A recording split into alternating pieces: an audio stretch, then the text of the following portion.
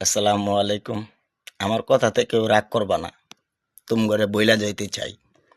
আমার প্রতিবেশী আত্মীয় স্বজন, আমার ভাই বেড়াদার, আমার চাচা জেঠা সবাইকে বইলা যাইতে চাই।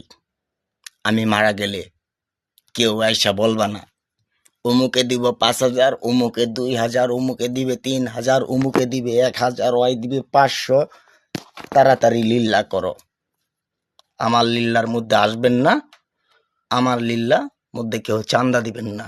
কারণ আমি পয়সা থাকতে আমার কোনো স্যামের বাল 10 টাকা হিসাব করবার আয় না।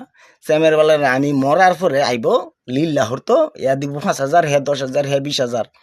তখন মতো বেড়া লিল্লার দরকার নাই। যদি মন চায় আমার লাশ লইয়া কান্দ লইয়া একটু ময়দানও যাই, গোরস্থানের মধ্যে যাই একটু মাটি দিস। আমি তোর কাছে খাওয়া চাই না। কেউ ওই 10,000, 20,000 আমি মরার পরে দিবে, নাক ধরে কানবে আইজুল বালা আসিন, আইজুল জঘন্য খারাপ। কিন্তু তারপরে কি করে জানাস, আইজুল অনেক ভালো আছিল গো, সবার লোকে কি আসিন না আসিন জানি না, কিন্তু আঙ্গল লোকে সারাটা খারাপ ব্যবহার করছে না। আমি তগরে কুয়ে যাইতে চাই। আমি মারা গেলে লিল্লার দাওয়াত করিস না। এ আমার আদেশ, এ আমার হুকুম, এ আমার নসিহত তোদের কাছে। আমি যে মারা যাই আমার লিল্লা করতে আসবি না কেউ, 10 টাকাও না কেউ দিতে আসবি না। আমি বাইসা থাকতে কেউ হেল্প করতে আসিস নাই। আমার ভাই বেড়াদার আমি বাইসা থাকতে পাই নাই।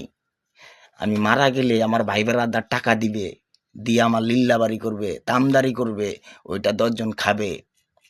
আমার ওরকম ভাই বেড়াদার দরকার নাই, ওরকম গার্জিয়ান আমার দরকার নেই। ভালো থাকবেন। আমার কথাতে যারা মন খারাপ করবেন, কিচ্ছু করার নাই আমার। আপনাদের কাছে এই নসিহত আমার। কারণ আপনারা আমি পয়সা থাকতে আমাকে হিসাব করেন নাই, আমি মরার পরে আপনারা যে কোন চ্যামের বালুটা তো আমার কিন্তু খাতার মধ্যেই নাই রে ভাই। কথা বুঝেন নাই, মরার পর তো আর আমি দেখবো না আমার লিল্লার মধ্যে কয় হাজার আপনি দিচ্ছেন। আমি পয়সা থাকতে আপনি আমাকে হিসাব করেন নাই, মরার পরে আপনার হিসাব না 10-12 হাজার। ওরকম ভাই আমার দরকার নাই, ওরকম চাচা, ওরকম জ্যাঠা, ওরকম কিন্তু গার্জিয়ান আমার দরকার নাই। যদি মন চায় আমার লাশটা নিয়ে একটু গুরুস্থানে যায় মাটি দিয়েন, টান্দারি বাড়ি করার দরকার নাই। এটা আমার নসিহত রইল আপনাদের প্রতি। আসসালামু আলাইকুম। দেশবাসীকেও বলা হইলো আমার এতে।